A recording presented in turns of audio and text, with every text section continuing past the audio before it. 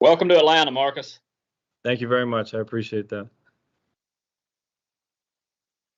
Hey, Marcus, dear Orlando Ledbetter here, unmuted from the Atlanta Journal-Constitution. What has it been like for you since signing with the Falcons, and what are your hopes to come in here and maybe resurrect your career? Well, first and foremost, just a lot of excitement. I was back home in Hawaii, and to be around friends and family when this decision was made was really cool for me. And secondly, I'm looking forward to this opportunity. Whatever that may be. I feel like the experiences that I've had throughout my career has given me kind of a foundation, and I'm looking forward to just kind of showing what I'm capable of and seeing what we can do. Can you discuss your time with Arthur Smith in Tennessee, and then what did you learn under Derek Carr over the last 2 seasons? Maybe Derek Carr and John Gruden in the last 2 seasons. Yeah, so Art and I, our relationship goes back to when I first got drafted into Tennessee. He was there. He's a guy that has always been truthful and honest with me, and somebody that I could always rely on, really, to just kind of talk. And I appreciate that relationship that we have. I think that was definitely one of the draws for me to come here. And then secondly, with Derek and Coach Gruden, I was in a very just a great quarterback room. It's not like that across the league, and to have the relationships that we had was very important, and I learned a lot. I think Derek is somebody that's playing at a very high level.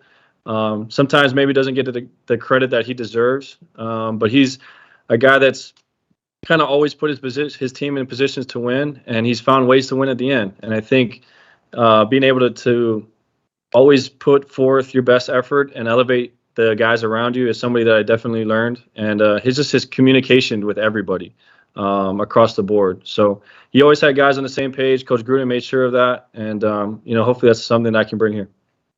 Thank you. Thank you.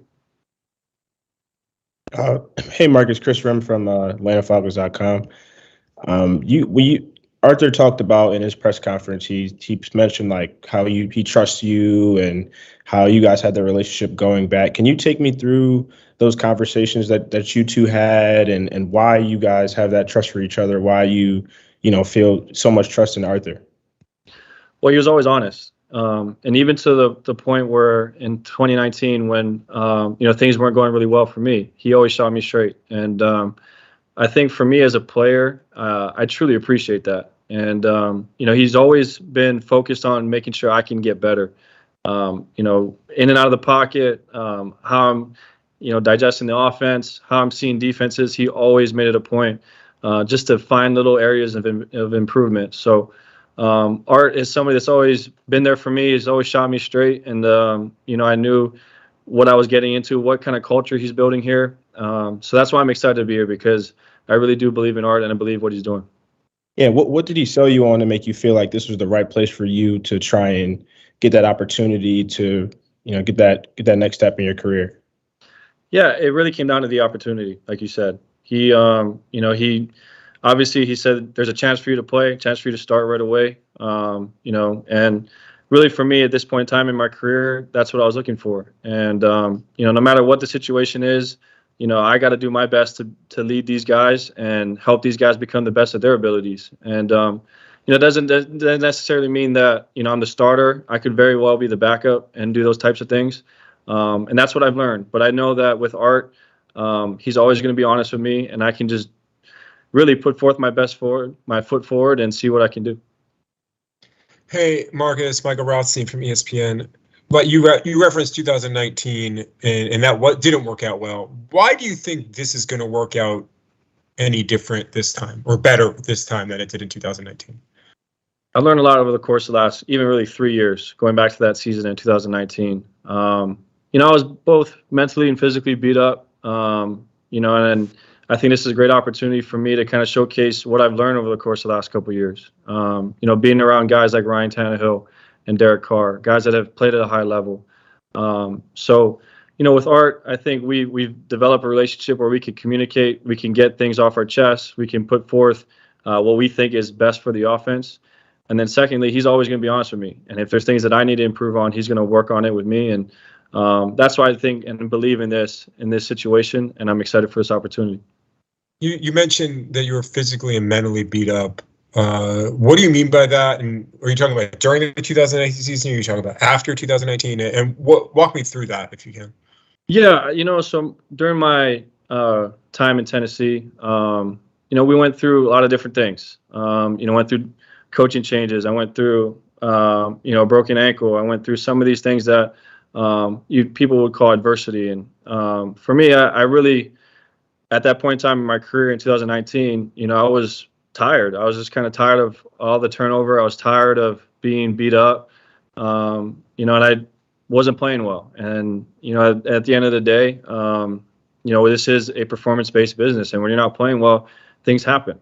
And I understood that. So it was these last couple of years for me was a great reset. I got a chance to kind of take a step back, learn, and I feel like I have. And I think these experiences have created a lot of value for me, and I can help the team in a lot of different ways. Thank you, Marcus. Kendall.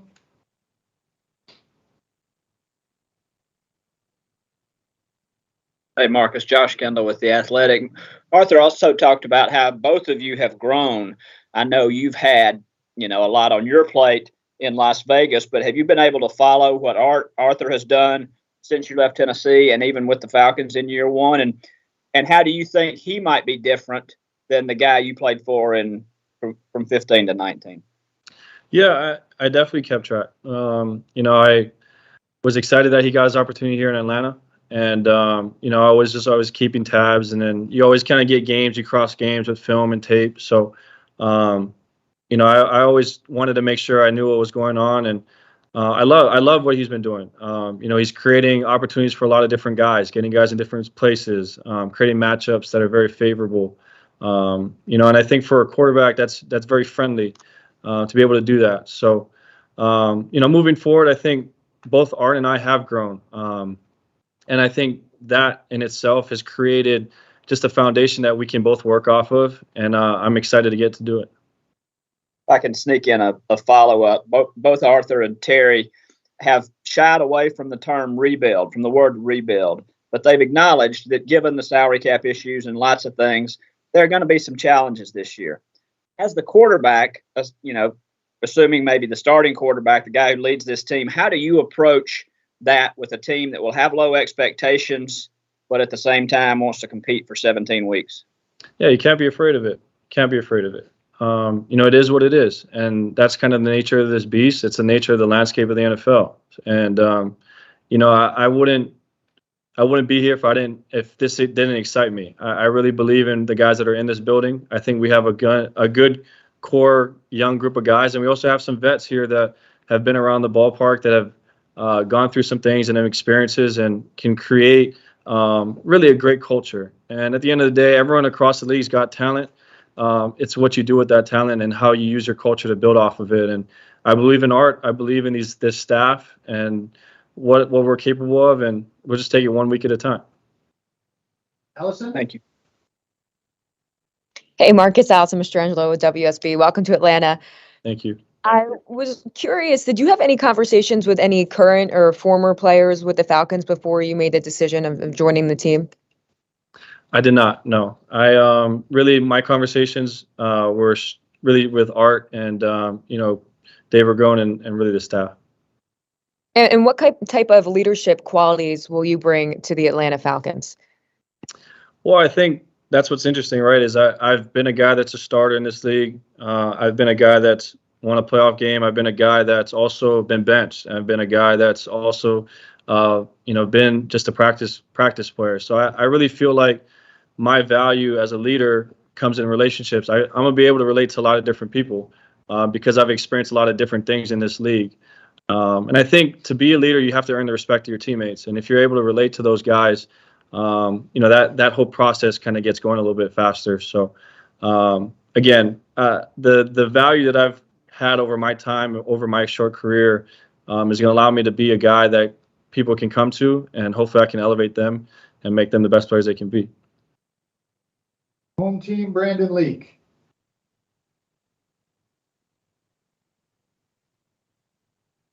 Home team, we can't hear you.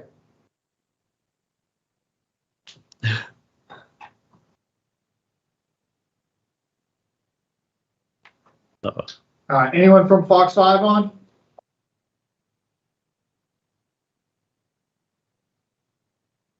No. Okay, D-Led, do you have any follow-ups?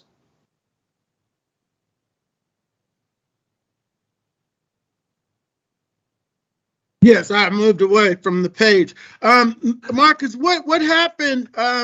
You all came here, I believe that year and beat the Falcons. Nice pass to AJ Brown, and thought you were on your way. What happened there? And is it something you could point to in your career that maybe not happened, maybe not happen or won't happen again this time? Yeah, I think really, we kind of got rolling early on in that season. And then things kind of fell apart. And I think a lot of it had to do with me. I wasn't communicating to Art things that I felt were successful, things that I felt were working well. And I think as I've grown and I've been around guys like Derek and Ryan, being able to have that communication with the play caller, having that communication with really the offensive staff is important, so that everybody's on the same sheet of music and that everyone's kind of feeling good about what's going on. I was at a point in my career where I just tried to do whatever I could to please the coach, and I didn't necessarily, communicate some of the things that maybe I didn't like or things that I didn't feel like were putting me in the best situations possible. So I've really grown in that aspect. I really feel like I learned that a lot with Coach Gruden and with Derek. To see that type of relationship and how those guys communicated is something that I want to try to be here with Art. And, I think, like I said, Art is very willing. He's always been trying to push me to be that guy to communicate more. And I think that at this point in time in my career that those experiences have kind of taught me that. So I think we'll be good to go. A quick follow-up, Malarkey and Rubisky, what influence did they have? I know they were, real tough old school football coaches. Coach Rubisky and Coach Malarkey were great for me. They taught me a lot of different things about football, but they also taught me a lot about life. And when I was drafted, I was 21 years old. I was really a young kid, and I was moving all the way across the country into a new city. So really that whole staff kind of helped me grow up a lot. And, I really appreciate our time together. I think Coach Malarkey and Coach Rubisky have always done what was right and what was best for the team. And I truly appreciate that. Thank you. All right, home team, let's try it again. Hey, Marcus, welcome to Atlanta. How you doing? I'm doing well. Thank you. Good to hear you. Welcome. Good. Great. You talked about all of your travels throughout the NFL, being a backup, and your injuries and your surgeries. Was one. Oh no! Oh no, you guys. Look at everyone shake that. I was wondering about your mobility. You talked about all of the things that you had to go through in the NFL, your surgeries, your benchings, and then being a starter again. I was wondering about how you feel about your mobility working with Mike Arthur Smith's offense. I feel great. Like I said, the last couple of years were a great reset. Getting in last season, at points in times, be able to run the football. I feel great. My legs are under me. I feel like I can be explosive. I can do things out of the pocket. So to be able to have that, to be creative, to be dynamic, that's kind of where I feel like offenses are going. And, I'm more than capable of doing that. Chris Rim, follow up? Yeah, Marcus, I know you mentioned a couple times that you aren't, promised a starter job or anything like that, but if you are the starter, have you thought about stepping into kind of following a guy in Matt Ryan who's been here for 14 seasons? He's kind of, institution in this. Have you thought about that at all? Yeah, absolutely. And those are big shoes to fill, no doubt. And I think for me, something I definitely learned over the course of my career is you can't compare yourself to other people. What Matt did here, what he's accomplished here is truly greatness. And for me, I just got to kind of carve my own path. I appreciate what he's done, appreciate what he's been for this organization. And the best thing that I can do is try to put my best foot forward and be the best player that I can be. And whatever comes of that, whatever successes, whatever failures, just take everything on the chin and understand that this is my process, this is my journey, and just appreciate what he's done and what he's been for this organization. A real quick follow-up. What does success look like for you in Atlanta? If you look back, what would success look like for you?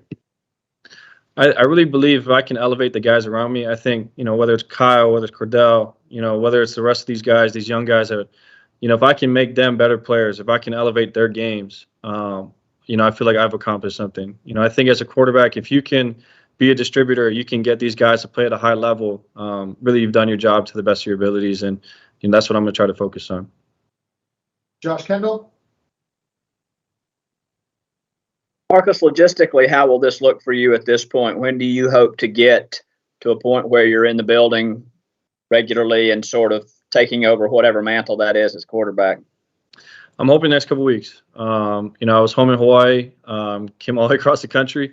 I had to stop in Vegas. I had a couple of puppies that I had to check on. I was home for a couple of weeks. So, a big dog guy. And I'm going to try to get out here as fast as I can, move in whenever I can, just kind of ask people questions. I've never really been to Atlanta, so kind of learning a little bit more about the city. But from there, just try to get in the building as fast as I can, be around the guys, making sure that we're all doing the same thing and getting ready to go. What kind of dogs?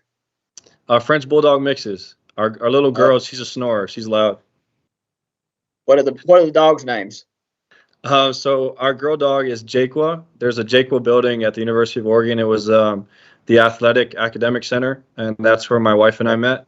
And then, of course, I went to the University of Nike, so our boy dog is a Swoosh, like a Nike Swoosh. Makes sense. Thanks, Mark. Michael Rothstein? Yeah, hey, Marcus, a couple other things. First, from a timeline perspective, when did you start actually talking with the Falcons about this? Yeah, it was really once they kind of talked about Matt being traded is when, Arthur had reached out and he kind of laid out some of the options. He said, hey, we're not sure what's going to happen here. Obviously we would love to have Matt back. Matt's been a focal point of this organization for a long time. And he was just kind of feeling like, would you want to come in and kind of learn and be a guy that can be part of this room? And, if things happen and Matt decides that he, might be going somewhere else, that, you can kind of be a guy that's here. So that was kind of the conversation we had, and things fell into place where Matt decided to leave. But, I think at the end of the day, it was just more excitement about the opportunity to be here and to be with Arthur. And you've won 8 your whole career. That number is currently taken by probably one of the more well-known people within this organization. What do you do now? Have you talked with that? Do you take 8? Do you settle for a number? Like, how does this go? So Kyle and I talked a little bit. I'm not going to ask for the number. The number is his. It's kind of funny, full circle moment for me. My Pop Warner team growing up was the Kalani Falcons. So the first number I got as a Falcon was 1. And I think that's what I'm going to go with, is go back to that. It's kind of a cool full circle moment for me. It'll be weird for me a little bit wearing 1. But I mean, Kyle has done unbelievable things already in 1 year that by all means it's his. Cool. Thank you. All right. Thank you, everyone. That's all the time we've got for today. Thank you, guys.